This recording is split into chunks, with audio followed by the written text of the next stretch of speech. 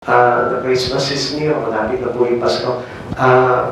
Labas po muna tayo doon sa last days, ano po, para na siya gano'n po. Pero may kinalaman pa rin po ito. Okay? Christmas communion yan. Okay? Ano po ba kinalaman po itong Christmas communion na ito, no? Siguro, pag narinig niyo yung words of communion, ang una po napasok sa inyo, ano? Breaking of the bread. Amen? Partaking of bread. Diba? Yan po yun, yung pagtira-tiraso ng tinapay. Yun yung unang pumapasok sa inyo. But this is not definitely yun, kundi mayroon pong binabahagi o mayroon pong pinapakahulugan ng Panginoon po dito pag sinabing communion. Mas especially pag dinugtungan mo paano tinatawag na Christmas, napakaganda ng kahulugan po nito. Okay, umpisa ko na din. Christmas and communions are about giving. O yun na, pasok na agad ng giving, ano? Kinikilabutan na tayo, kinakabahan na, ano? Yeah? Kasi Pasko eh. Pasko, pag pinag-usapan ng Pasko, ihanda mo na yung bulsa mo dyan. Amen. Yeah? Sino po matindi nagtatago pag Pasko? Pwede ba makita dito yung lagi na lang parang invisible. Invisible naman siya pag Christmas na. Pero po ba, huwag niyo kukunin ninong yan. Tingnan. For sure yun, wala kang matatanggap yan. Pero hindi po tayo. Okay, tingnan po natin. Christmas and communions are about giving. It is the season for giving. Christmas is the season for giving. Now, kung titignan po natin, once we have commune with God, it is definitely that you need to learn about giving. Kung gusto mo talaga ng intimacy sa Panginoon, gusto mong mapalapit ang buhay mo sa Panginoon, you learn to give. Kailangan matutunan mo yung pagbibigay. Kasi yung kadamutan, tatanggalin mo na yan, face out mo na sa buhay mo yan. Bakit? Kasi hindi magagamit ng Diyos yung buhay mo kung madamot ka. Kaya, we need to learn giving. Okay, tingnan po natin. If we are committed to God, we are a giver. Pag tayo po talaga, napapalapit sa Panginoon, magiging giver po tayo. Kaya tanongin mo yung katabi mo ngayon, ikaw ba, nagbibigay ka na? Bakit namumutla ka? Pag-usapan yung mga giving, yung namumutla na eh. Pero ang hindi po nila alam, yan yung pinakamasarap na bahagi na matutunan mo rin sa Panginoon. Yung magbigay, kasi ang Diyos nagbigay. Okay, tingnan po natin ulit. God is the great giver. Ang Diyos mismo, siya po yung dakilang nagbibigay ng lahat-lahat sa buhay po natin. Tingnan po natin, ano ba yung mga bigay niya? He is the giver of life. Siya yung nagbigay ng buhay mo. Kaya nga dapat we need to learn to give. Hindi pinagdadamot yun. Minsan parang ganito po yung tema po natin. Bakit ganito? Kailangan ko magbigay. Ako, hindi na nga lang ito eh. Para sa akin na nga lang ito, ibibigay ko pa. Minsan nagiging madamot po tayo sa kapwa natin, pero that is not God.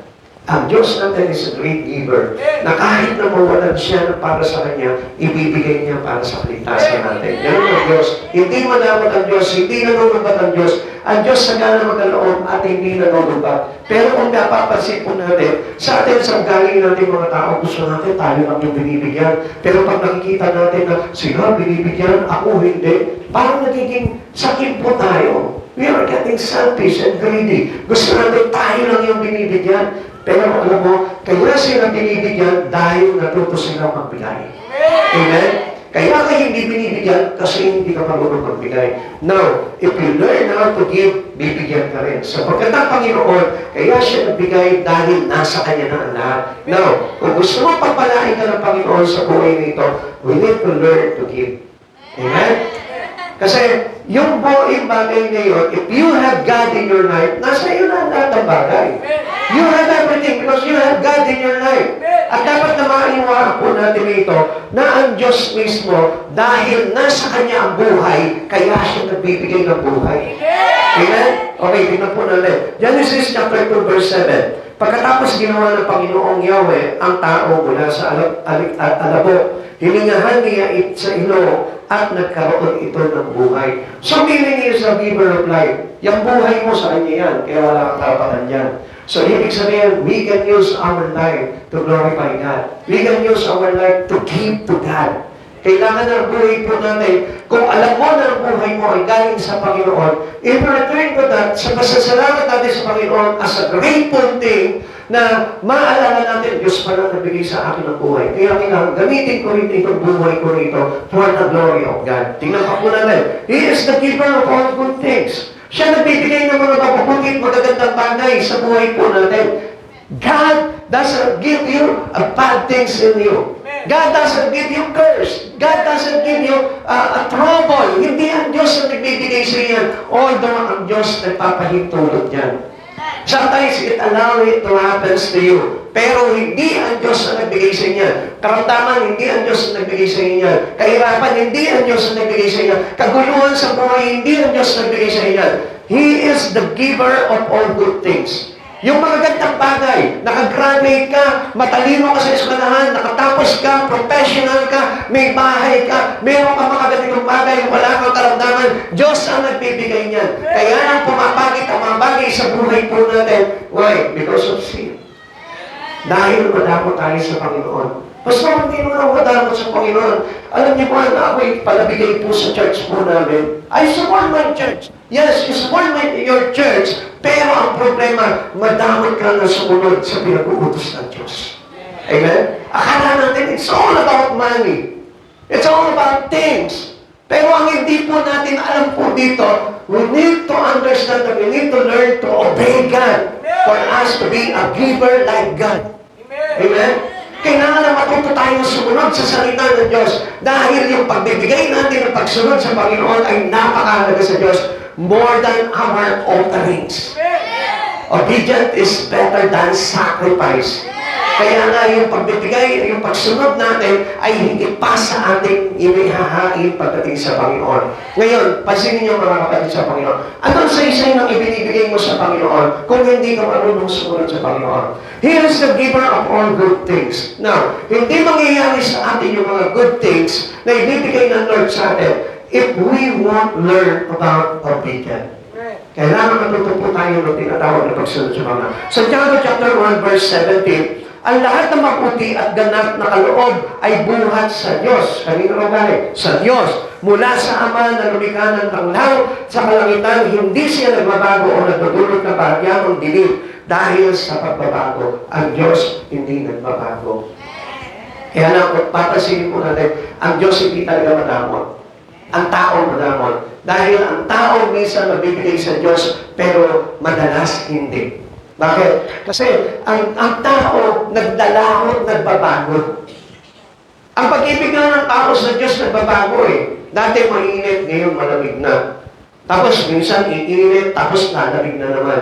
Minsan nandyan, pero kadalasan wala. Ganun po ang tao eh. Pero ang Diyos, we haven't seen God, nothing. Hindi natin makikita ang Panginoon na wala. Laging nandyan ang Panginoon. Kahit hindi mo nakikita ang Lord, kahit hindi mo nakawanasan ang Lord, but still God was there for you. Laging nandyan ang Panginoon. Kaya lang kung minsan hindi natin maramdaman ng Panginoon because of the bad things that happen to us. Kasi pagdating ng mga pangit na bagay sa atin, sino na yung sinisisi natin? Ang Diyos, naku, iwanan ako ng Diyos, kaya nangyayari sa akin. Hindi ka iwanan ng Diyos, ikaw ang umiwan sa Diyos. Because we are lack of giving to God. We have the lack of time to Him. We have a lack of faith to Him. We have a lack of presence to Him.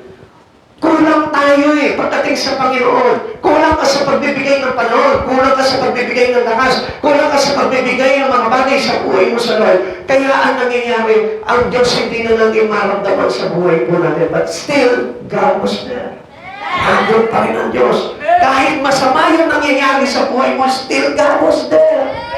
Hindi nawawala ang Lord. Kaya lang, ikaw yung nawawala sa Lord kung bakit pumangit yung buhay mo kasi nawala ka sa Lord. Remember that God is the giver of all good things. So, ibig sabihin yung karamdaman mo, bakit ka may karamdaman? Hindi yan dahil sa Diyos, kundi dahil yan sa iyo. Dahil nagkulang ka ng pagbibigay sa Panginoon.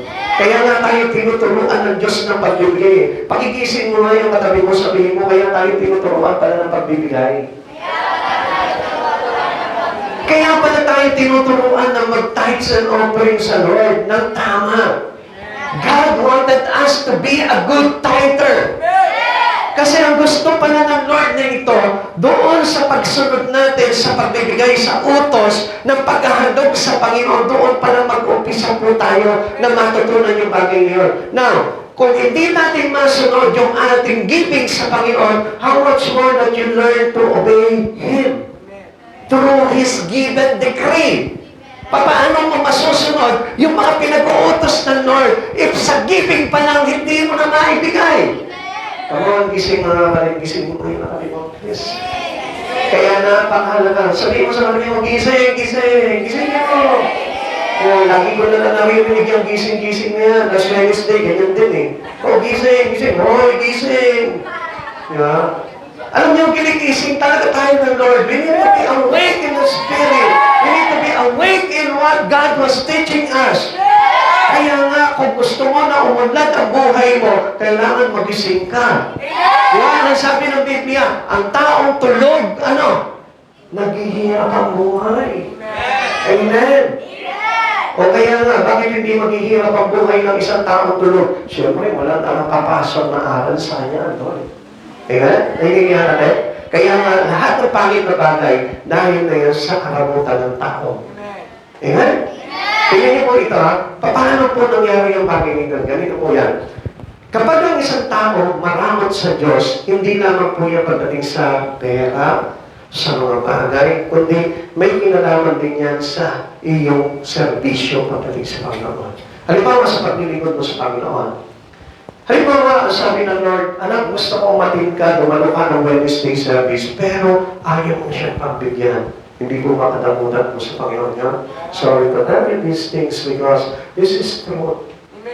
Sa kapag mo nakakita na inlove sa Lord, pero lagi na lang ini-enjoy ng Lord sa buhay niya.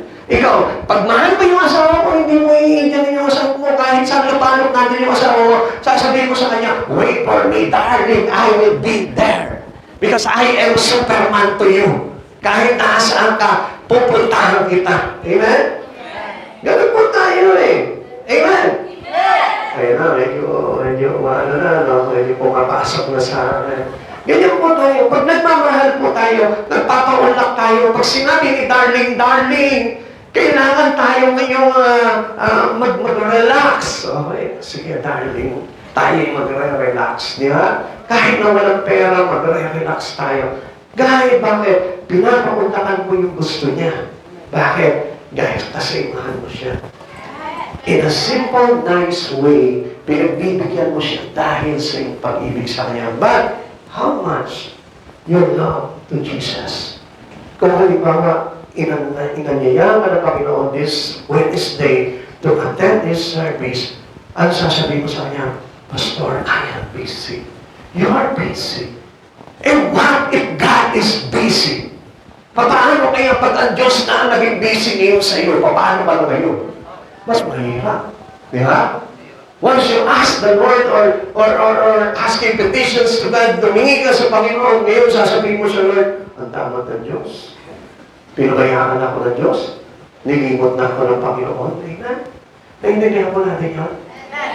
Yung halimbawa, let's say, di ba, pagdating sa Panginoon, wala kang kagana-gana, para kang hindi kumain.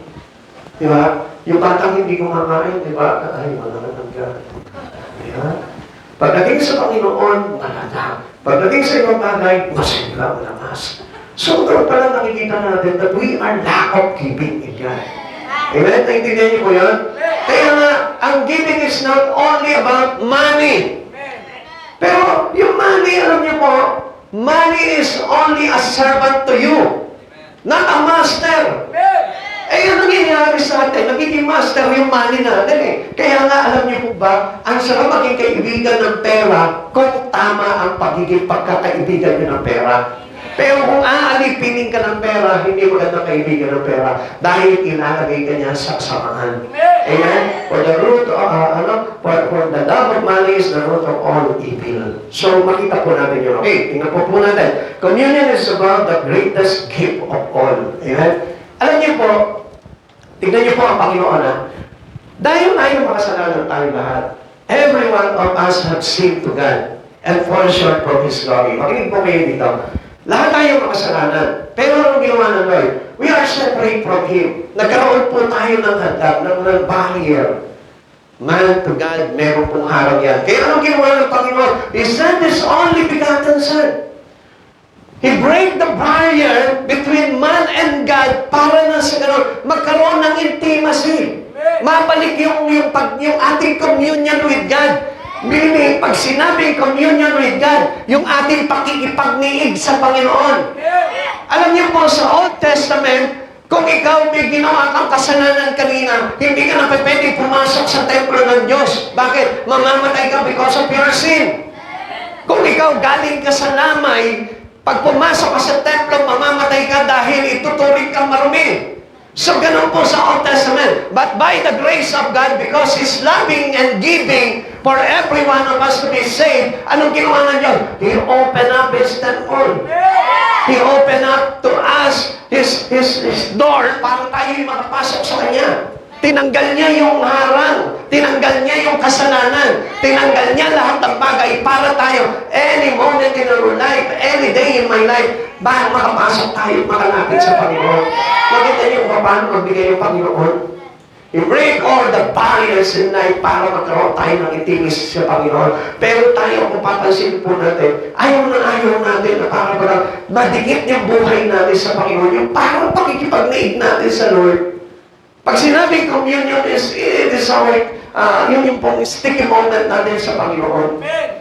Yung ating pakikipagniig sa Tagalog. Alam niyo po yung words na pakikipagniig? Alam niyo po lahat yun? Sino mo din yung hindi nakakaintindi ng words na yun? Pag sinabing pakikipagniig, yan yung pagiging close, yung closeness mo sa Lord. Amen? Yung pananatili mo sa Panginoon. Yung po yung tinatawag na yun. Yun yung communion with God. Hindi po agad nag-take ka ng bread, ng wine, ng saro. Hindi po yun yung communion, kundi yung pakikipagniig natin, yung pagiging close natin sa Lord. Kahit mag-take ka na mag-take ng mga bagay ngayon, kahit mag-breaking of the bread ka, kung wala ka namang closeness sa Panginoon, there is not communion with God. Amen. Halimbawa, lagi kang wala sa presence ng Panginoon, you are not communion with God. Ibig sabihin, your life is not stick to Him. Malayo yung buhay mo sa Kanya. Pag sinabing communion, it is an intimacy relation of man to God. Amen? O ngayon, anong ginawa po ng Panginoon? Dahil nakita niya na nagiging separated na tayo sa Lord because of our sin, kaya anong ginawa niya? John chapter 3 verse 16. Sapagkat kayo na lamang ang pag-ibig ng Diyos sa katauhan, kaya ibigay niya ang kanyang kaisa-isang anak, upang ang sino man sumampalataya sa Kanya ay hindi mapahamak, kundi magkaroon ng buhay na walang hanggan. So, anong ginawa ng Panginoon dito? Nalalayo ka. Para halimbawa, let's say, because of your sin, nalayo tayo sa Panginoon. Anong ginawa ng Lord? Hindi ka pinabayaan ng Panginoon, hinahabol ka ng Diyos sa pamamagitan ng kanyang buktong na anak. Sinabi ni Ama, sinabi ng Ama sa kanyang anak, anak, habulin mo siya, nalalayo na siya, masyado na siya lumalayo sa akin. Kaya anong ginawa niya? He sent His only begotten Son para habulin ka doon sa kinalalagyan mo at tanggalin ka niya sa kasalanan. This is giving. Christmas and communion is about giving. Lagi natin tatandaan na pag pumasok ka doon sa presensya ng Panginoon, kailangan you must learn to give. Those who have the gift can take communion. Ano po itong gift na ito? If you receive Christ Jesus, the gift, who is the best gift of Christ in Christmas? Jesus. Not a good dress, not a money, hindi yung aguinaldo, hindi yung mga regalo, kundi ang talagang best gift that we ever have in our life is John 3:16. Jesus was sent to man for our salvation. Yun po yung magandang regalo. Minsan tuwan-tuwa tayo, ang dami kong gift, ang dami kong regalo, ang gaganda ng mga damit na ibinigay niya sa akin, ang dami kong pera, ang dami kong napamaskuhan. But you know, one thing is missing. And what is the best gift that is missing? Jesus. Ang daming mga tao nag-celebrate sila ng Christmas outside the celebrator. Wala kay Jesus. It's supposed to be, pag nag-celebrate ka ng Christmas, dapat ikaw mismo magbibigay ka ng time, ng effort, ng iyong lakas para sa ating Panginoon. That was the greatest gift that we give to Jesus also. Amen? Binigyan tayo ng greatest gift, which is Jesus. Anong sabi po dito? Kaya nga po mayroon tinatawag na communion. Listen to this people of God. Kaya mayroon tayong tinatawag na communion. Bakit? They do so remembering the gift of Christ to bring salvation. Para maalala po natin, Ay yung tinapay? Ay yung dugo? Yung po ba yung pinapaalala sa atin ng Lord? Hindi. That Jesus was a living sacrifice, offered His life, His blood, His body for our salvation. Kaya anong pinapakita ng Lord doon? Once na nagpapartake ka, yung closeness mo sa Lord, pinapaalala niya sa iyo. Every time na nagpapartake po tayo, nagpa-breaking of the bread tayo, yun ay larawan na katawan ni Kristo na dapat mailapit tayo sa Kanya. At yung Kanyang dugo ay larawan ng pagsaselyo ng inyong closeness with God. Kaya tatandaan po natin, it is not about the bread and wine. Baka akala niyo po, uminom ka ng saro, kumain ka ng tinapay, okay now, you are commune with God. Hindi po yung commune with God. Yung ating remembering how God or why people was saved. Yun po yung pagpapahayag na kung paano tayo ililigtas ng ating Panginoon at ipinapaalala sa atin na we must be close to Jesus. Na dapat tayo close sa Panginoon at hindi tayo lumalayo. Kaya nga tinawag na communion. Amen? At yung Christmas din, pagpapahayag din po yun ng paglapit natin sa Panginoon. If you are celebrating Christmas, kailangan magsa-celebrate ka ng Christmas ng malapit sa Panginoon, hindi malayo. Let's say you have a pilgrimage. We have our father, our mother. Nag-celebrate ka ng iyong birthday.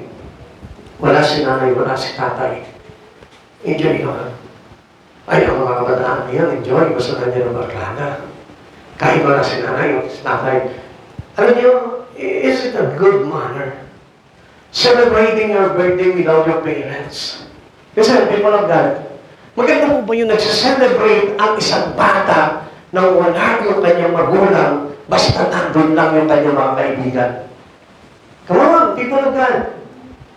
It is not a good manner. Dapat nandun yung presence ng nagluwal sa iyo. Amen. Tama po ba yun? Like in God. Ipinanganak ka kay Kristo, pero nagsa-celebrate ka ng Christmas mula sa Jesus. Sineselebrate mo ang Christmas through party. Amen? Through a party. Sa kainan, sa handaan. Pero hindi sineselebrate sa simbahan. We need to celebrate Christmas in His presence. In His house. Sa kanyang templo. Kapatid, nandiyan ka ba? Ganun po yung pag-celebrate ng Christmas. Wala sa mga magagandang place na kung saan maraming Christmas light. Wala doon sa mga nag-yelong lugar. Wala doon sa mga resort na magaganda. Wala sa mga restaurant na sarap ang pagkain. Kundi nasa tahanan ng Diyos. Doon siya-celebrate talaga ang Christmas because this is an indication of your closeness or your communion with God. Amen? So we need to learn about giving. Kailangan matutunan po natin, okay, why did Christ give that is so important? Bakit po ba yung pagbibigay? Itong binigay ng Diyos na ito yung napakahalaga. Mahalaga talaga. Mahalaga pa sa binibigay mo sa church na ito kung nagbibigay po tayo. Amen? Minsan sinasabi natin, dami ko na nabigay sa church na yan. Alam mo, ganito, ang dami kong bigay sa church na yan. Kapatid, masigit ang binigay ng Diyos para sa yan. Kaya lagi po natin sasabihin that only the values that we need to see in our giving. And what is this value? This value that make us, sabihin po natin, may kinalaman sa ating espiritu. Okay, tingnan po natin itong bagay na ito. Bakit po ba na mahalaga o ito binigay ng ating Panginoon? Because Christ gave His body, yung kanyang sariling katawan. Amen. Kapatid sa Panginoon, hindi niyo po ba napapansin? Christ gave His body. And we need to learn, as a Christians, to give also your body to Him. Kapatid sa Panginoon, kung ano yung bigay ng Panginoon, kailangan maibigay mo rin sa Kanya. Amen. Amen. Kaya ano po sabi po ng Biblia, Romans chapter 12, verse 1, offer your life as a living sacrifice, holy and acceptable to God. Amen. Who is the living sacrifice? Ha? Sino po yung living sacrifice? Jesus. Now, ano sabi po ni Paul? Offer your life as a living sacrifice. Ialay din natin yung ating buhay bilang handog na buhay. Amen. Ang sabi po ni Jesus po dito, this is my body which is given for you. Ito yung aking katawan na inihahandog ko para sa inyo. Alam mo, tingin mo kayo dito. Don't mind anything. Ang Diyos na ito, ibinibigay niya yung katawan niya para sa atin. Bakit? Tayo nga kung minsan kung mapapasin po natin, we have a time for giving God in our life. Parang kulang na kulang. Minsan nililimin natin, basta ganito, ito na ito, okay na ito. Pero hindi natin mapaunlakan ng Diyos araw-araw sa buhay natin. Parang it is a big deal already. Pag sinabi ng Diyos na, give your Sunday to Him. Yes, Lord. Okay, amen, amen, amen. Yan. Ha? Can you give your life on Sunday to God? Ay, wala. Yung iba, hindi sumunod, no? Ha? May bibigay mo ba yung Sunday mo sa Panginoon? And what about your everyday? Ayan. Nagkakilala na lang tayo. Diba? But God is not. Kasi ang Diyos, nandyan siya araw-araw sa iyo. Hindi siya natangi ng linggo lang. Ikaw, kahit linggo ka lang sa Panginoon, sorry, kahit linggo ka lang sa Panginoon, pero ang Diyos araw-araw nasa iyo. Amen? Naintindihan mo mo yun? Tingnan mo ito. Halimbawa, Brother Ron, my body is yours. Ang kinig mo. Sa'yo na ang buhay ko. Pag binigay niya yung buhay ko sa Kanya, pwede ko pa pabihin ang binigay ko na eh. Amen? Pwede ko ba sabihin sa Kanya na ako yung mamuto sa Kanya? Dahil bigay ko na yung buhay ko sa iyo, dapat na namin mapapakain sa akin, adobo, kari-kari, sisi, lechon manok. Pwede ba ako mag-demand? No.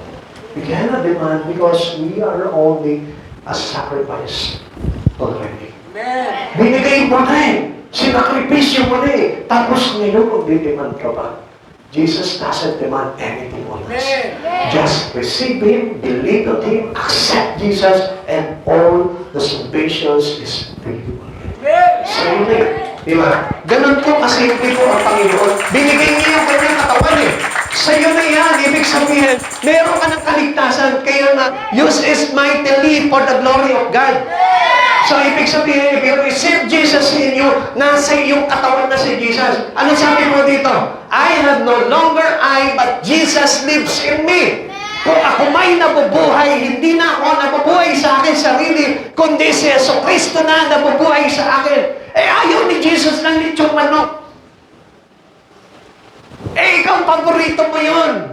Nung wala ka pa kay Jesus, nung hindi mo pa tinatanggap si Jesus sa buhay mo, paborito mo yung yempo.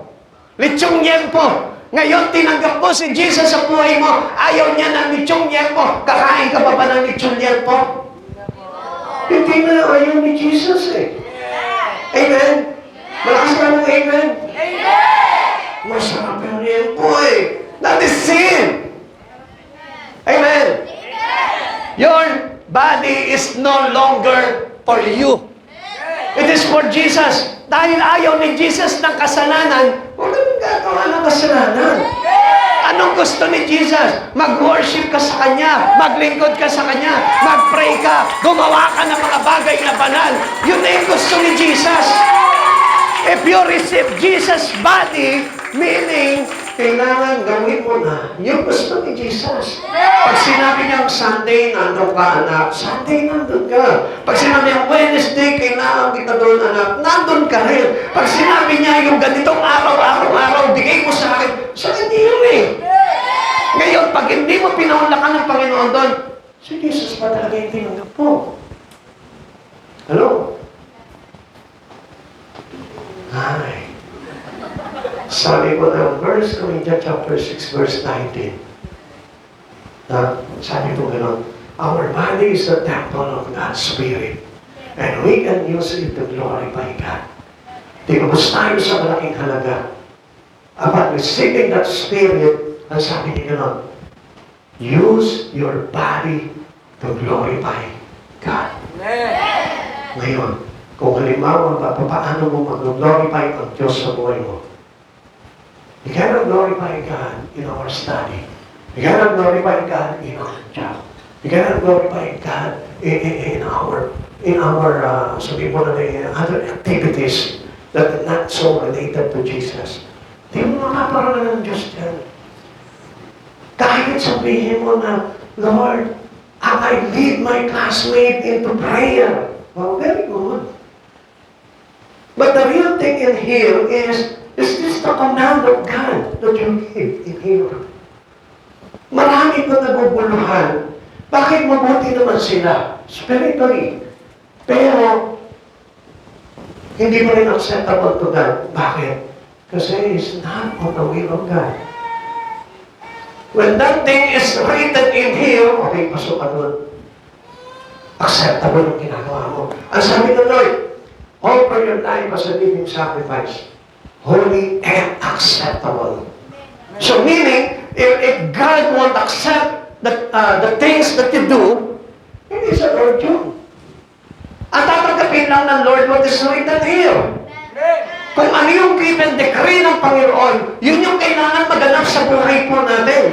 To glorify God, kailangan we are all related accordingly in what was written on the book of law.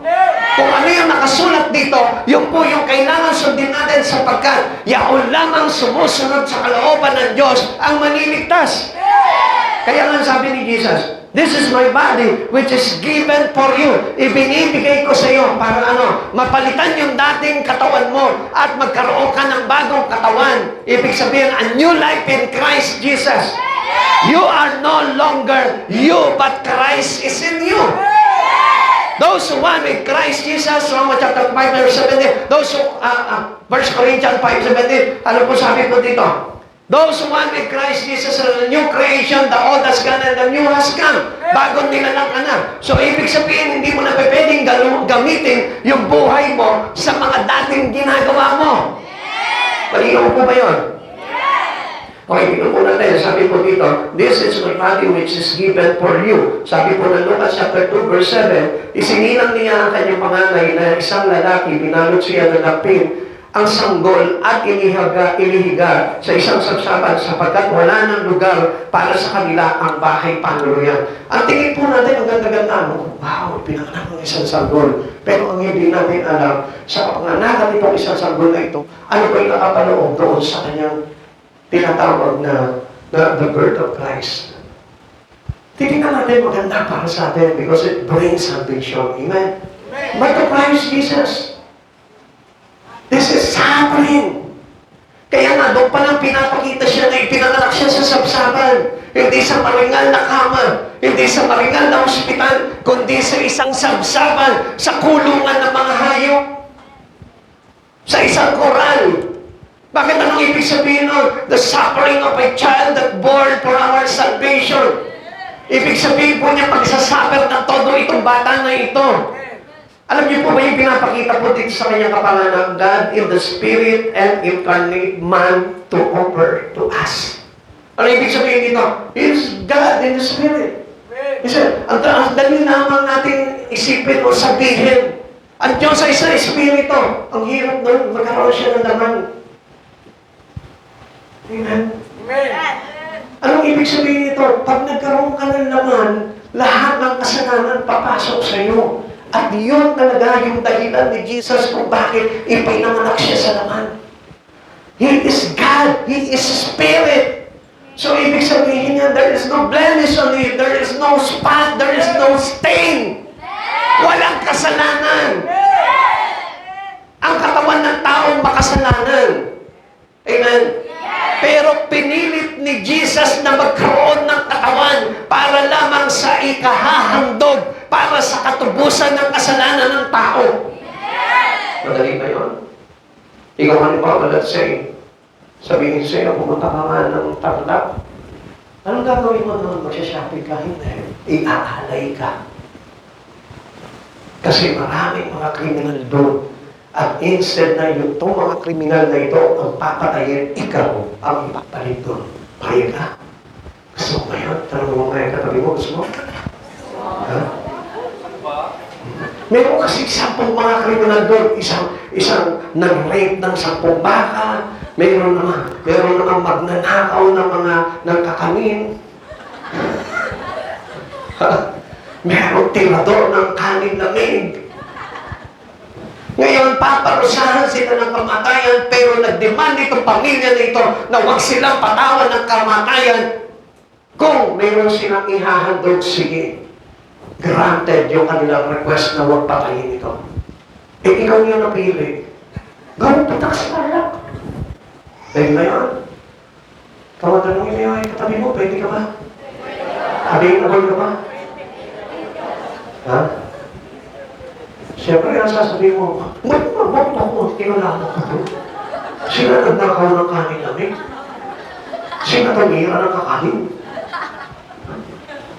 Sila yung mga sayot, siyahon niya. Ha?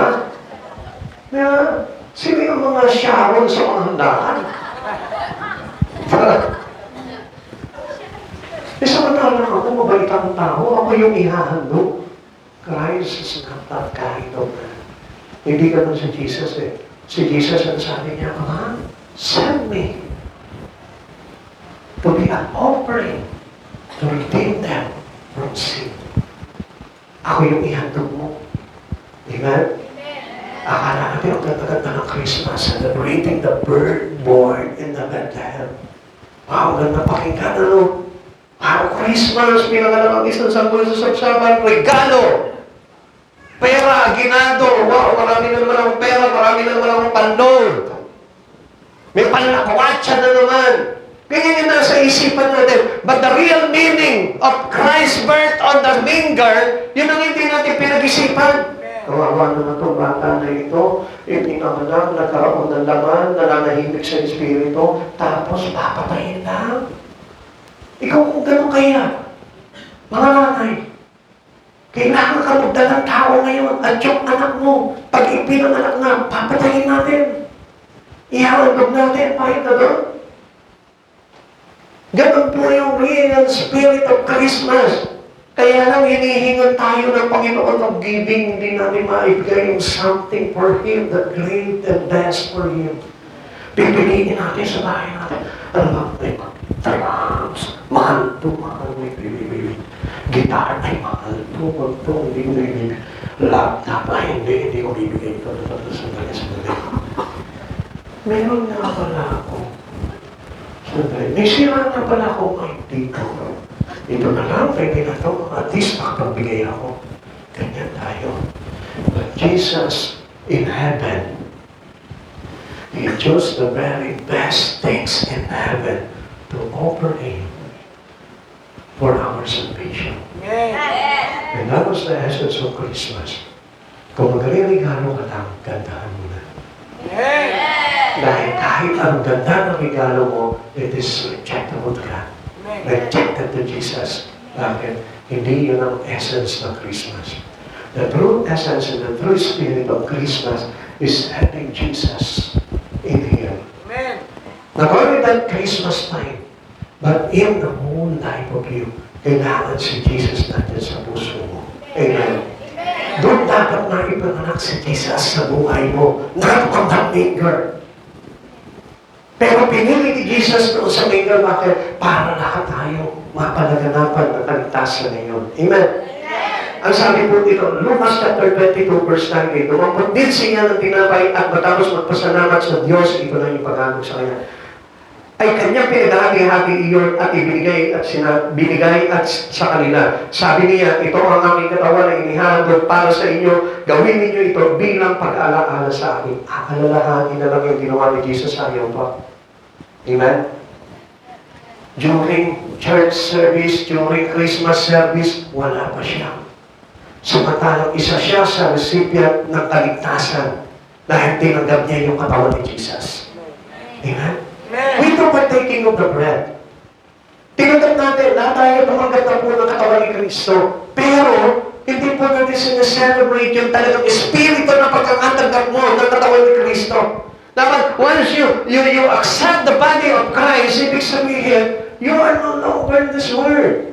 Dapat kay Kristo ka na. Ibinibigay mo na dapat inahandog niya na rin yung buhay natin sa ating Panginoong Heso Kristo. He reveals what will happen to Him. Itong sinasabi niya ito ang aking katawan na inihandog para sa inyo. Gawin ninyo ito bilang pag-aalaala sa akin. Anong ginawa sa kanyang katawan? Pinaghati-hati. Anong ginawa sa kanyang katawan? Ninati ko siya, sinaksak siya, binugbog siya, binato siya. Lahat ng ginawa sa kanyang katawan, nagkahati-hati yung kanyang laman para sa kaligtasan at katutubos ng ating mga kasalanan. Every whip or every stripe in His body is because of your sin. Yung kasinungalingan mo, nandun nakalatay sa kanyang katawan. Yung iyong mga masasamang ginawa, nandun nagdurugo sa kanyang katawan.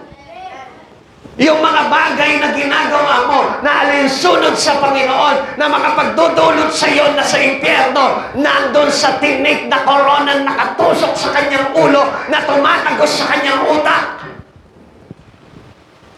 Ano sabi ng Panginoon? Gawin ninyo ito bilang pag-aalaala sa akin. Remember these things in me. Para maalala mo na ko, every time na gumagawa ako ng kasalanan, nilalatayan ko ang katawan ng Panginoon. Every time na gumagawa ako ng kasinungalingan, every time na nagbibisyo ako, every time na ako'y gumagawa ng kasalanan, anong nangyayari? Pinaparusahan ko si Jesucristo. Kaya pala nabako sa krus si Jesus. Dahil yung minsan na pagsisinungaling mo, dahil pala nabako sa krus si Jesus, dahil pala doon sa ginagawa mong kasalanan. The prophets wrote of God's taking body. Alam niyo po ba yung pagkakaroon ni Jesus ng katawan, hindi niyo gusto yun? Yung pagkakatawang tao niya, hindi niya gusto yun. Kaya lang, ginusto niya yung para sa iyo. Dahil sukdulan na ang kasalanan ng tao at may iimpyerno na ang tao. Kaya nga ang tao marami ng dahilan pagdating sa Panginoon at hindi na nila maibigay yung kanilang katawan para sa Lord. Ano ba yung dapat natin maalala po dito? Maalala natin na kung ang Diyos ay nagbigay ng kanyang katawan, ikaw din mismo magbigay ka ng iyong katawan sa ating Panginoon. Amen. The prophet wrote of God's taking body, He would be born of a virgin.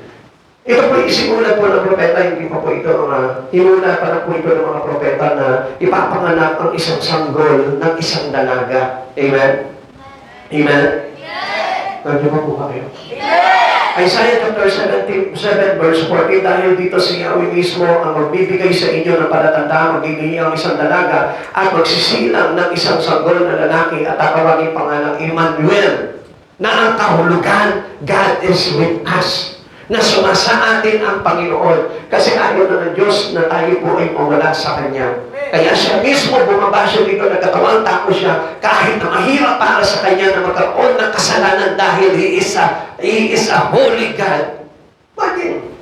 Imagine yun. Tayo mga tao makasalanan, hindi tayo mahihirapan na maging banal.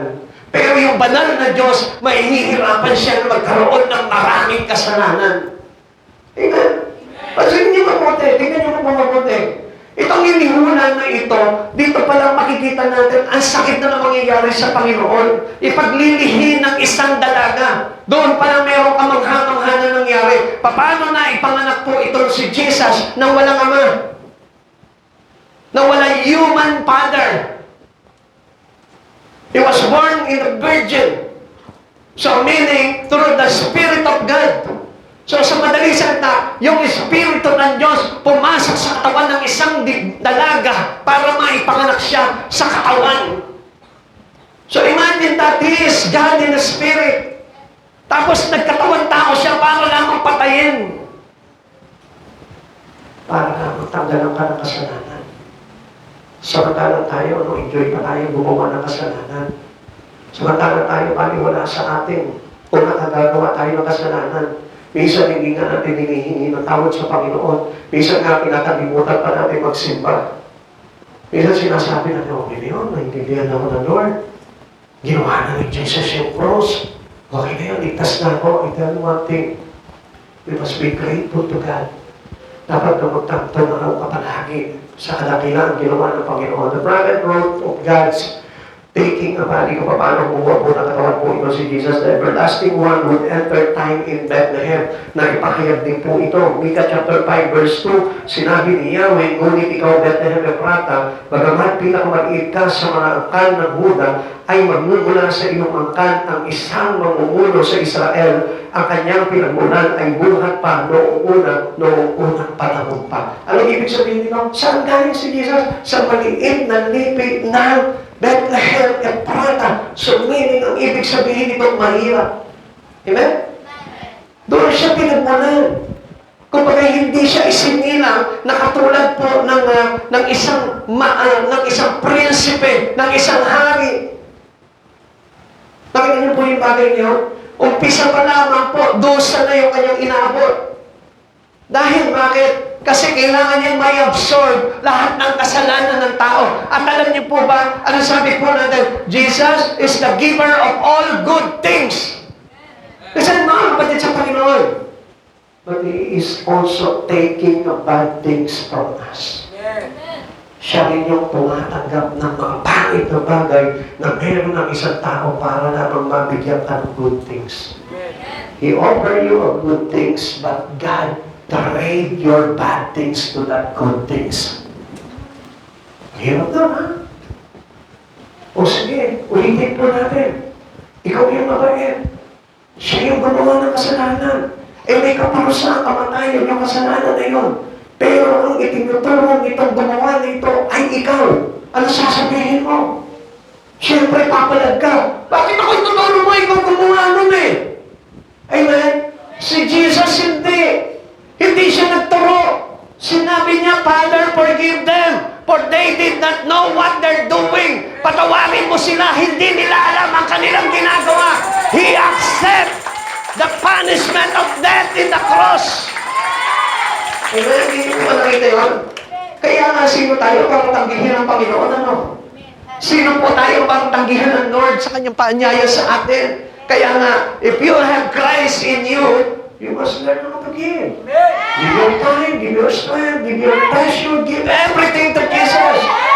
Wala tayong itatanggi sa Panginoon kahit hindi ka pwede nitong araw na ito. Pumwede ka dahil si Jesus pumwede para sa iyo. Amen. Tingnan niyo po ito, the omnipresent Lord would limit Himself to a body. Imagine that He can do everything. He was there on every places. Nandun siya sa lahat ng lugar. Pero, syempre, nung nagkaroon siya ng katawan, nagkaroon ng limitasyon. Yung kanyang mga kilos, yung kanyang mga galaw. He is omnipresent. Pag sinabing omnipresent, He is on every places. Matatagpuan mo ang Diyos. Pero nung nagkaroon siya, ipinanganak siya sa laman, halos nalimitahan talaga ang Panginoon because of sin. Alam niyo po ba, mga kapatid sa Panginoon, kaya nalilimitahan ang tao sa Panginoon because of sin. Listen, kaya ang tao tinatamad. Listen, pakinggan niyo mabuti ito. Gusto ko gising ang diwa niyo para marinig po ito. Kaya ang tao tinatamad sa mga bagay sa Panginoon because of sin. Pag marami kang sin, marami kang reason para hindi pangunahan ng Panginoon. Pagkapatuloy ka sa pagkakasala, you enjoy sin in your life, I am pretty sure na hindi ka makakapaglingkod sa Panginoon. Ang sabi mo dito, and she brought forth her firstborn son. Ipinanganak yung kanyang sanggol na lalaki. Sino ito? Si Mary. Now, alam niyo po sa Diyos na lahat ng panahon at lahat ng pagkakataon nagkaroon ang hangganan po dito sa Kanya. Alam niyo, kung tutuusin, pwede niya sabihin sa Ama, patayin na lang natin sila. Pwede niya sabihin ni Jesus noon sa kanyang Ama, patayin na lang sila. Pwede po yun eh. Kaya lang hindi ginusto ni Jesus yan because He is the giver of life. Remember? Siya yung nagbigay ng buhay. Nilikha ko ang tao tapos papatayin ko. Tama ba? Tama ba? Unlike sa tao, pwede natin gawin yun eh. Pag ayaw na natin yung isang bagay, pwede na natin itapon. Ang Diyos hindi. Lumikha siya ng isang tao na kung saan very special sa Kanya at hanggang maaari, ayaw niya itong mawala sa Kanya. Pastor, bakit mayroong mga napaparusahan sa impyerno? Because of their choice. Kasi ibinigay niya sa kanila yung kaligtasan, pero pinili pa rin nila ang kasalanan. Binigay na sa kanila yung kabanalan, pero mas pinili pa rin nila mamuhay sa kasamahan. Listen, mga kapatid sa Panginoon, para maintindihan nyo, meron na tayong church day, pero ayaw pa natin puntahan.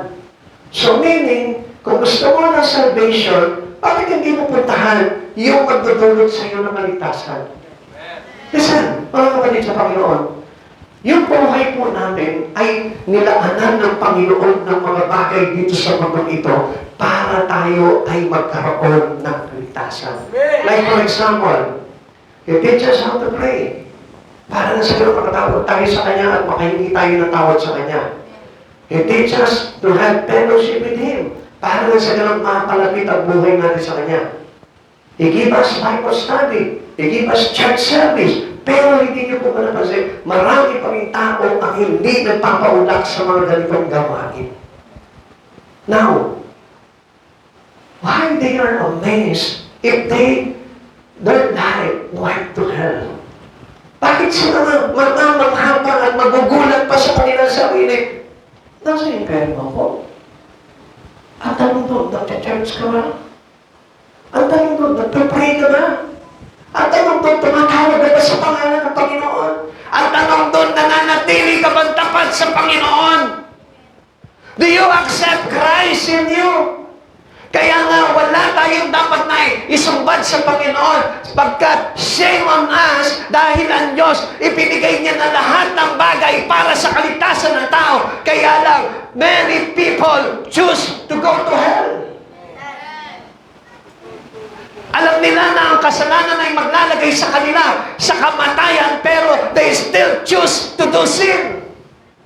Amen? Amen. Kaya nga repent before the time is extended.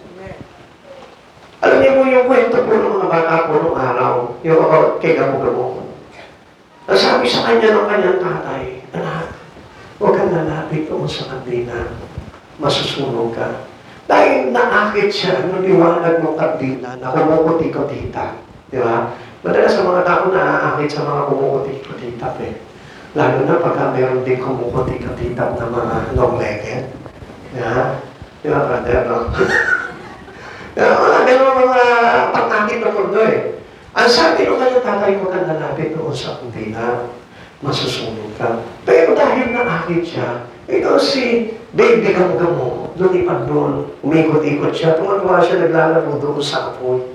Hanggang sa mahagip yung kanyang pakpak, nasunog siya. Sabi ng kanyang tatay, sabi ko na sa iyo, huwag kang lalapit sa apoy. Parang sa atin, minsan sinasabi ng Lord, huwag ka nang lalapit sa apoy, masusunog ka. Huwag ka maglalaro ng apoy, masusunog ka. Pero nilalaro pa rin natin ang apoy. Kaya mas pinili natin na tayo maimpyerno kaysa layuan ang kasalanan sa buhay natin. Now, we have still a chance. Pwede pa rin tayo lumayo sa mga kasalanan sa mundong ito if they choose to have Jesus and living on the holiness of God. Kung ipamumuhay natin yung mapanalan ng Panginoon, lalayuan natin ang kasalanan. Di ba? Listen, mga kapatid sa Panginoon, ito. Real ito. Ang sabi ng Diyos, ang sabi po sa atin ng mga doktor, listen, makinig po ngayon, sabi sa atin ng doktor, pag naninigarilyo ka, magkakaroon ka ng cancer. Tama ba? Pero bakit ang dami naninigarilyo? Kahit nakikita na nila doon sa pakete ng sigarilyo, na nakita na nila doon yung may mga di ba, nadudurog na yung lungs, di ba? Nakikita na nila yung kung ano yung epekto noon. Pero still, they choose to sip a cigarette. Sarap eh. And then, suffer later. Masarap sa ngayon, pero pagdating ng araw, suffer ka. Ngayon, magre-reklamo ka. Bakit hindi ako pakahinga? Bakit nanginigip ang dibdib ko? Bakit ang sakit ng lalamunan ko? Because that is the cause. That is the wages of the sin. Kaya nga, for the wages of sin is death. Amen? Amen. Tapos di ba, may mga lalaki. Nanay ko noon dati, talagang bata pa ako, no? Giinom ako, giinom ako. Sabi ng nanay ko, lasing ka na naman! Uminom yata ako ng alak eh. Ha? Ganun naman kaloko ng araw eh. Pag uwi ko ng bahay, sasabihin po ng nanay ko sa akin, lasing ka na naman, gabi-gabi na lang, lasing ka. Gabi-gabi kasi ako umiinom eh. Wala iniinom, talagang malalasing ka. Ngayon, kung ayaw mo talagang malasing, huwag kang iinom ng alak. Amen? So, anong ibig sabihin nito? Alam natin na ang kasalanan ay bunga, ay kamatayan. Bakit ka gumagawa ng kasalanan? Layuan mo yung kasalanan para hindi ka magkaroon ng kamatayan. And then later on, sasabihin mo sa Lord, Lord, bakit ako nandito sa impyerno? O bakit nag-enjoy ka sa kasalanan eh? Amen? Na hindi mo na naman tumawag sa akin. Na hindi mo na naman napagbigyan sa Bible study. Na hindi ka na naganap sa akin. Na hindi mo tinatawag ang pangalan ko. Paano hindi ka mapapahamak? Choose the life in Christ Jesus and you will be saved. Amen. Amen. Nagpapalong tayo. Okay, ang sabi mo ni Paul dito, Paul called this event God's becoming man. Ang hirap sa Panginoon yun eh. Ang Panginoon talaga sinadya niya na kunin yung mga kasalanan natin. Pero hindi mo po pwedeng gawin yun. Kasi ginawa ni Jesus yun na kunin yung kasalanan natin para tapusin tayo. Para maligtas tayo. Pero ikaw, kung gagawin mo dahilan, kaya nga pinukuha mo yung kasalanan nila. Para maligtas sila. Eh ikaw, paano ka na? Hindi ka naman Diyos. Ibig ko po sabihin, ibig sabihin tayo, hindi tayo ginawang offering para papasukin lahat sa atin ng kasalanan. Jesus was an offering for our salvation. Kaya ano ginawa niya? Nagkarawang tao siya para pumasok sa kanya lahat ng kasalanan mo, kasalanan mo, kasalanan mo, kasalanan ko. Para tayo'y matubos at tayo po ay maligtas. Amen. Kaya nga hindi maganda po ito para sa Diyos na siya po'y magkaroon ng katawan.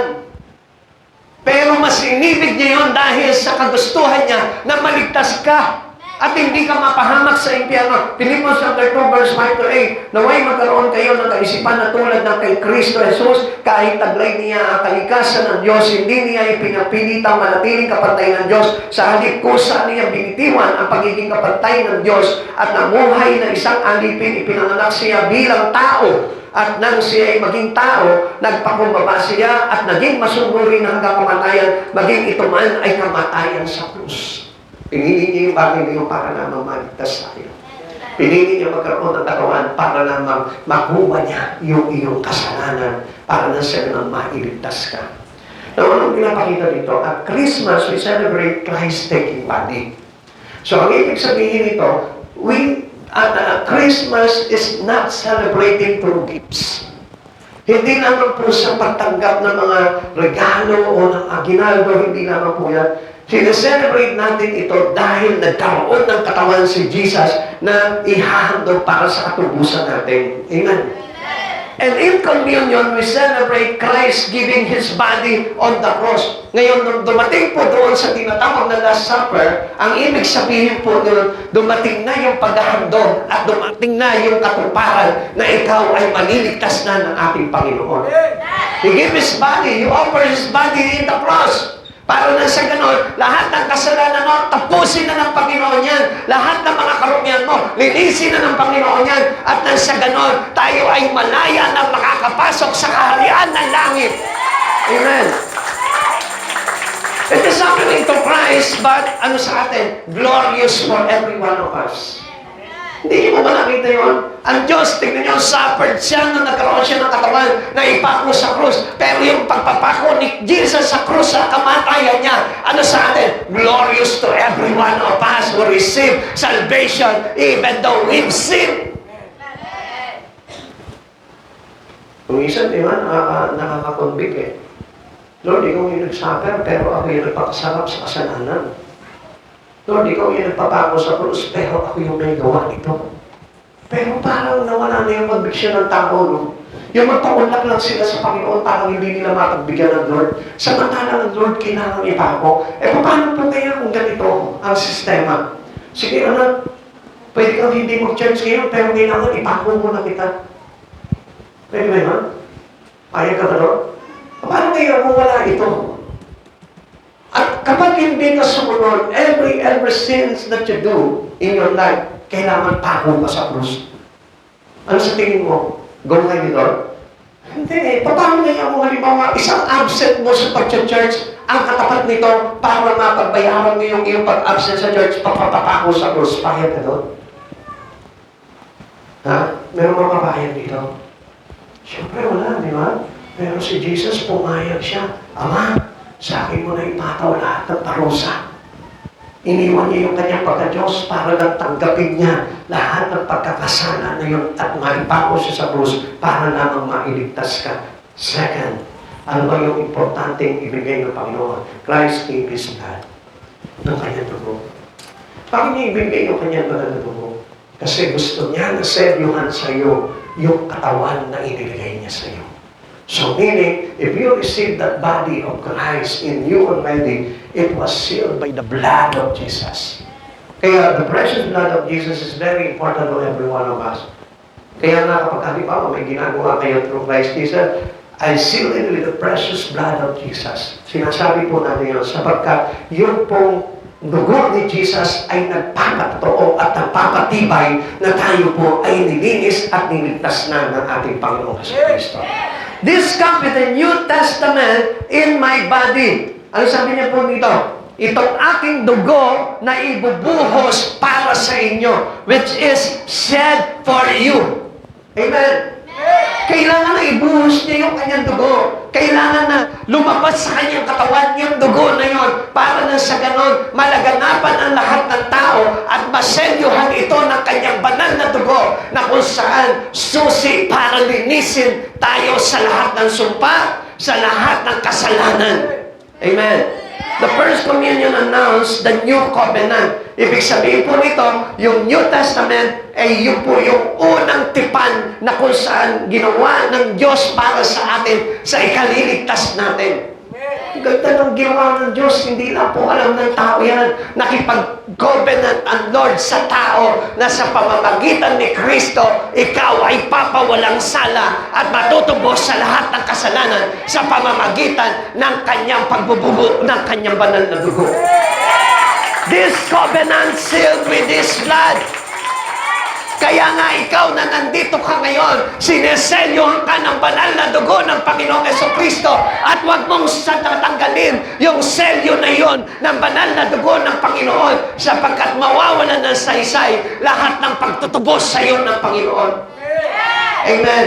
Kaya nga dapat nga po tayo, pagdating sa mga bagay sa mundong ito, tayo po ay lumalayo na sa anumang bagay na karumihan ng mundo.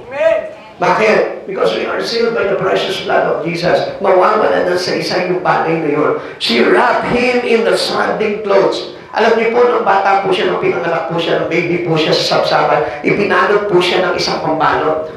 Amen? At alam niyo po ba ibig sabihin na these were the baby clothes of a poor. Ganito po yung ginagawa. Imagine that, he was a poor baby. A very poor baby. Wala kang tumatanggap sa kanya eh.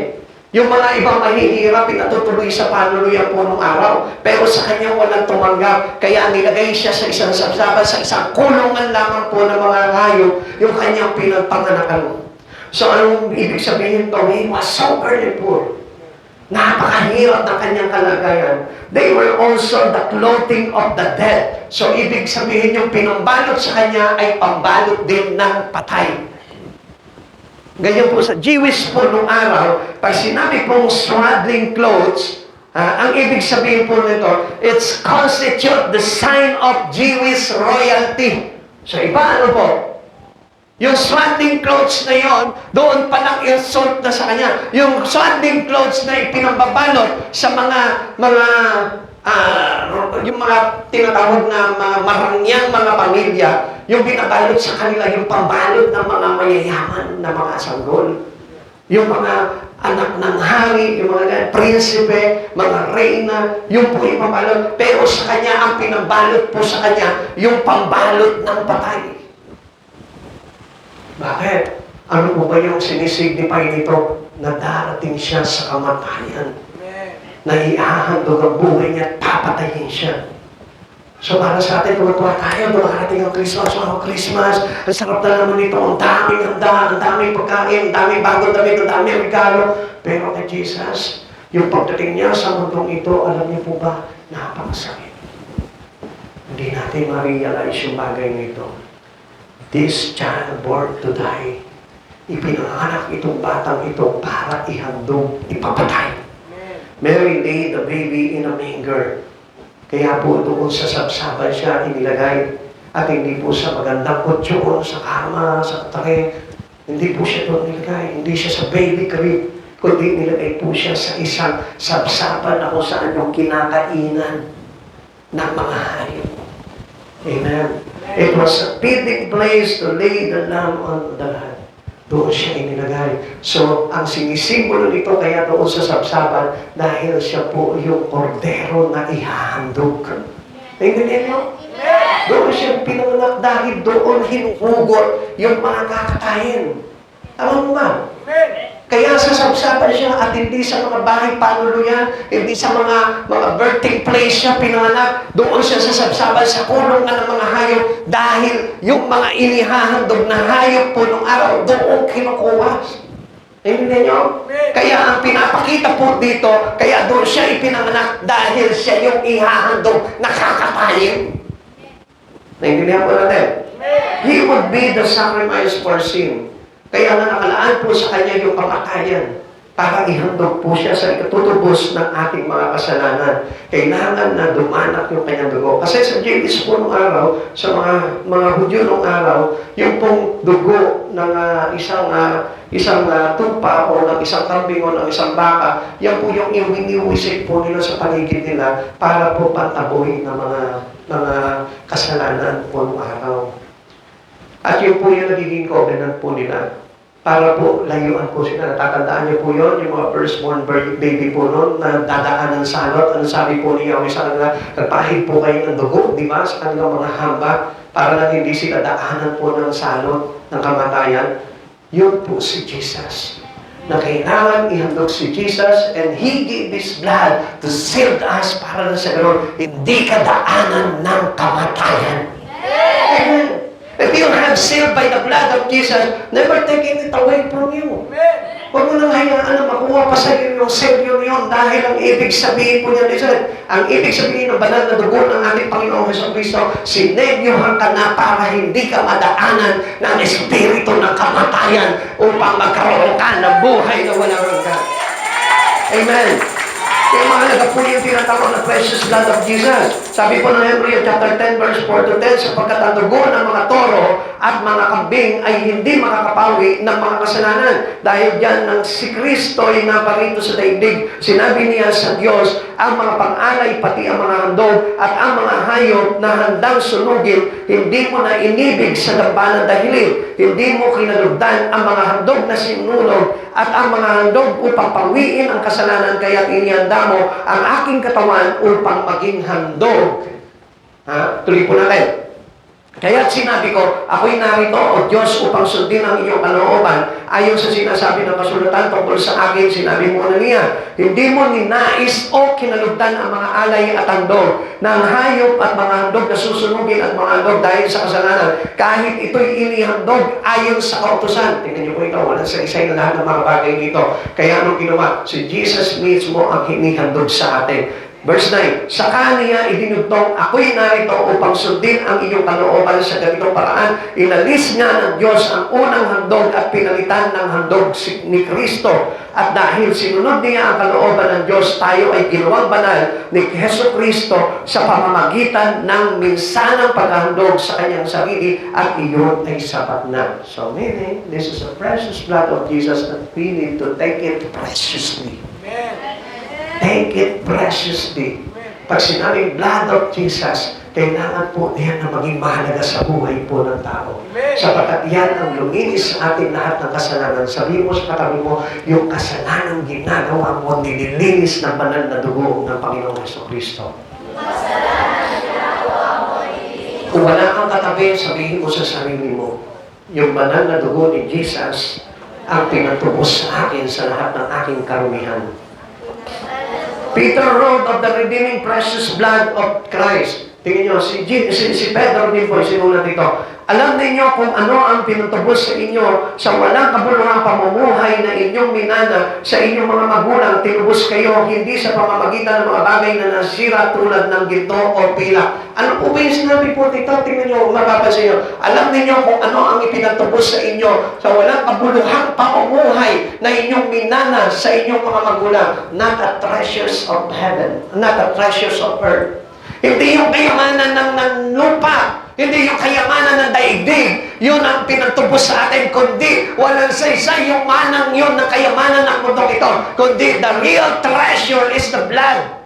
The precious blood of Jesus. Yun po yung pinagtubos sa atin. Hindi ginto, hindi pila. So ibig sabihin, we cannot save by your money. We cannot save by your richness. We cannot save by your profession. We cannot save by your study. We cannot save of your property. But we can save us by the blood of Jesus. Kundi sa pamamagitan ng banal na mahalagang dugo ni Kristo, siya ay tulad ng korderong walang dungis at kapintasan. Ang sabi po dito, kundi, sabi po dito, saan ba yan? Hey, wala na tayo. Ngayon, ang sabi po dito, kundi sa pamamagitan ng mahalagang dugo ni Kristo, siya ay tulad ng korderong walang dungis at kapintasan, hindi katulad ng ginto o pilak. Sir, kaya nga kahit magpayaman ka na magpakayaman dito, magpakagaling ka na magpakaling sa mundong ito, without the blood, the precious blood of Jesus, bali wala. Suffer pa rin. Kaya nga, we need to take preciously the blood of Jesus. Kaya ito po yung gusto ko mangyari po sa buhay po natin. Let us claim that the precious blood of Jesus always pouring and shedding into our life. Amen. Kailangan na laging bumubuhos sa ating buhay yung banal na dugo ng ating Panginoon. Alam niyo po ba kung bakit napapasukan tayo ng iba't ibang klaseng espiritu? Why many people choose to do sin? Alam niyo bakit? Because of the spirit of the word. Pag pumasok sa yung espiritu ng sanlibutan na ito, talagang mapapasama ka kahit na ayaw mo. Kahit na mabait ka, magiging masama ka. Bakit? Because we are unsealed by the precious blood of Jesus. But if we have taken the precious blood of Jesus, I tell you, kahit pumasok sa iyo ang espiritu ng kasalanan, huhugasan ni Jesus yan at lilinisin ka sa lahat ng iyong karumihan. That was the good and the good things that ever we had through the precious blood of Jesus. Nakakagawa ka ng kasalanan, nakakagawa ka ng mga karumihan, through the precious blood of Jesus, huhugasan ng Diyos yan. Hindi ka mahuhugasan ng tubig, hindi ka mahuhugasan ng soft drinks, hindi ka mahuhugasan ng asido, hindi ka mahuhugasan ng kahit na anong mga cleansing liquid dito sa mundong ito, ng detergent, ng liquid detergent. Hindi ka mahuhugasan yan. Kundi ang makakapaghugas sa iyong mga kasalanan ay walang iba kundi yung banal na dugo ng Panginoong Jesucristo. Amen. Kung may pwede kang bumili ng joy para hugasan yung nagawa mong kasalanan kahapon, di ba? Halimbawa, nagkasala yung kamay mo hugasan ko. Joy. Di ba? Joy, why? Joy in my heart. Di joy in my heart. Di ba? Buti sana mo doon mahuhugasan. Nagkasala yung bibig mo, mubugan mo ng detergent. Buti sana kung may pwede gano'n, ano? Hindi. Alam mo, nagkasala yung mata mo, hilinisin mo ng asido. Hindi pwede, no? Only by the blood of Jesus. Sorry, saan mo kukunin yung dugo ni Jesus? In our spirit. If we accept Jesus, you have already sealed with the precious blood of Jesus. John wrote the blood that cleansed from all sin. Ngunit, kung pamumuhay tayo sa liwanag, gaya ni Ian na nasa liwanag, tayo nagkakaisa at ang lahat ng ating kasalanan ay nililinis ng dugo ni Jesus na kanyang anak. Yan, yung pagkakaisa natin sa Panginoong Jesucristo. Kaya nga kung tayo po ay nakikisa sa ating Panginoong Jesucristo into the body of Christ, ibig sabihin nyo, through the blood of Jesus, lahat ng kasalanan mo was cleansed by the blood of Him. Amen? Kaya napakahalaga po talaga ng pakikiisa po natin ito body of Christ. Ikatlo, na kanyang napakahalagang ibinigay sa atin na kailangan din meron tayo is Christ gave His best. His best. Hindi niya ibinigay a bit of part of His life, a bit of part of His God. but His best. Pagsabi mo, His best. He was always about His Father's business. Alam niyo mga kapatid sa Panginoon, kaya nagawa ni Jesus na ibigay yung best because He is always about His Father's business. Mga kapatid sa Panginoon, if we are involving in God's business, in our Father's business, alam niyo po ba na tayo po yung magkakaroon ng best sa mga bagay sa Panginoon? What do I mean here?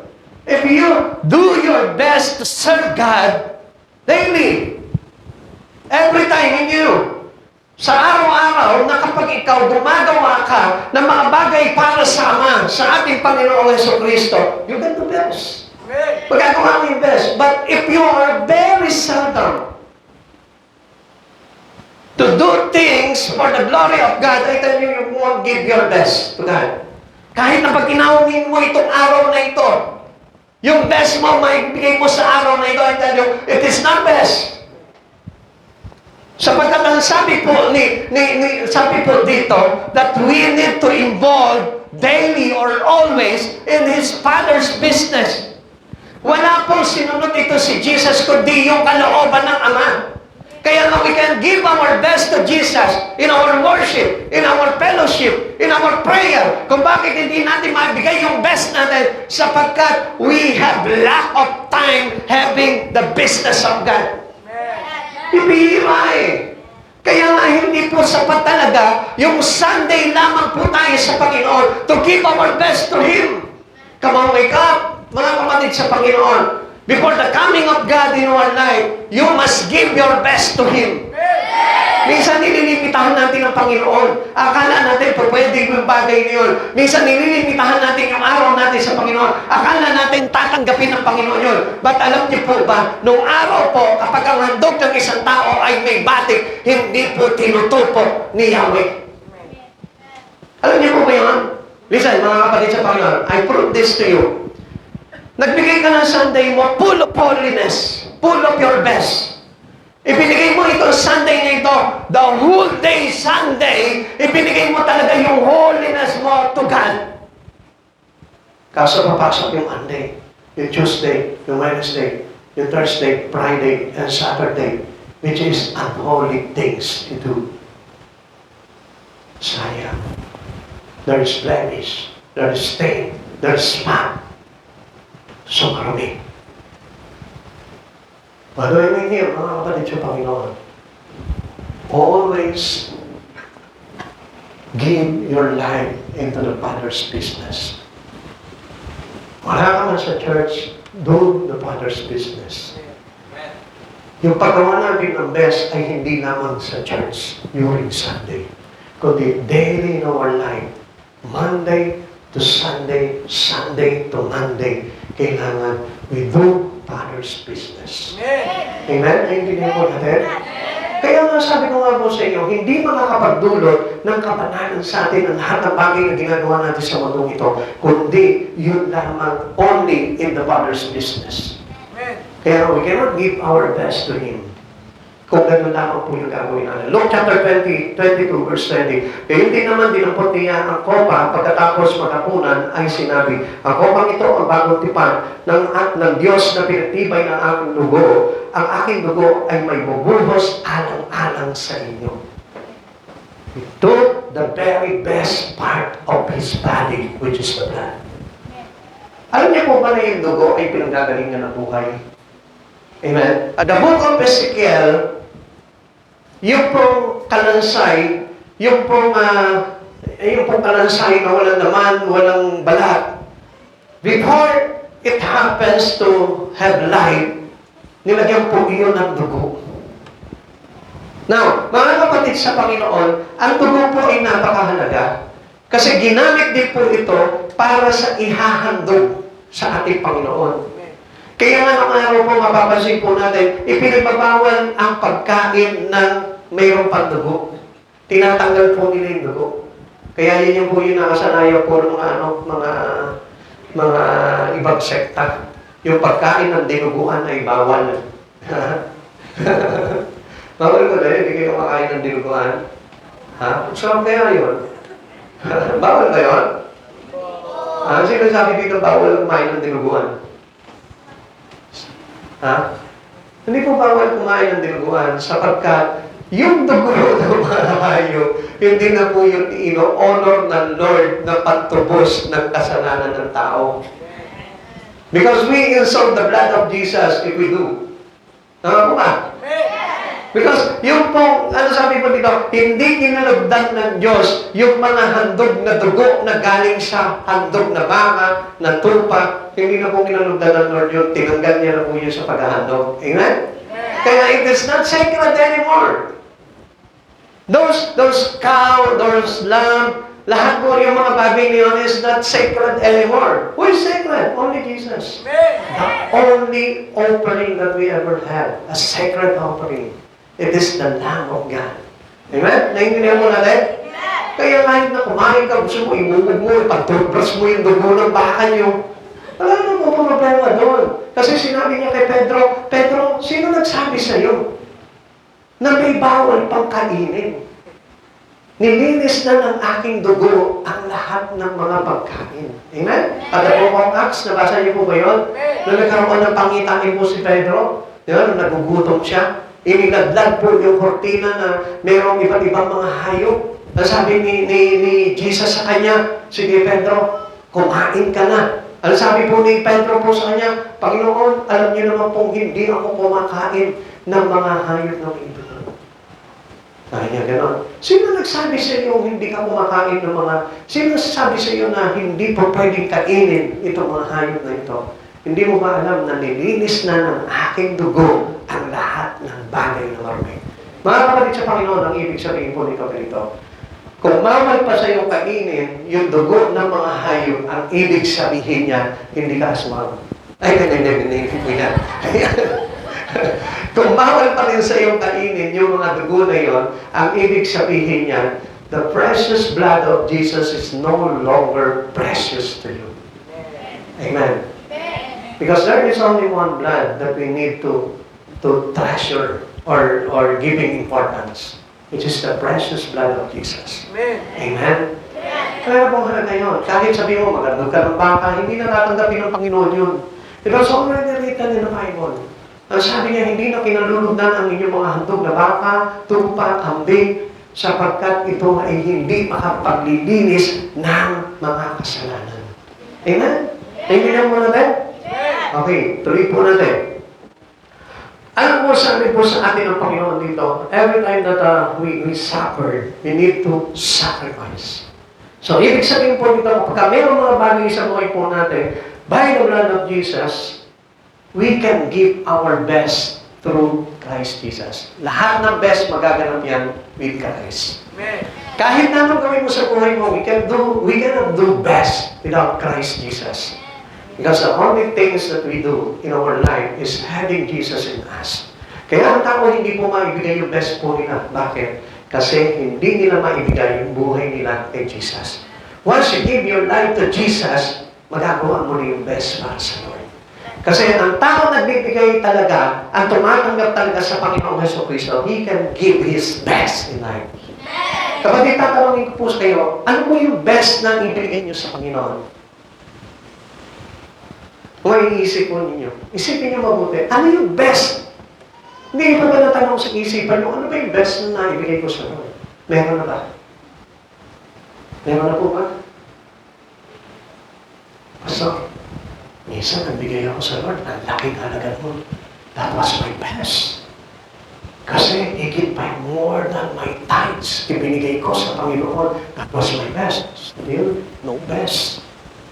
Kung hindi mo hinandog yun ng kalakip ng ating Panginoong Jesucristo at hindi mo hinandog yun para kay Kristo, I tell you, it is not best. Naglingkod ka sa Panginoon, nagpagal ka ngayon, kung nagreklamo ka, it is not best.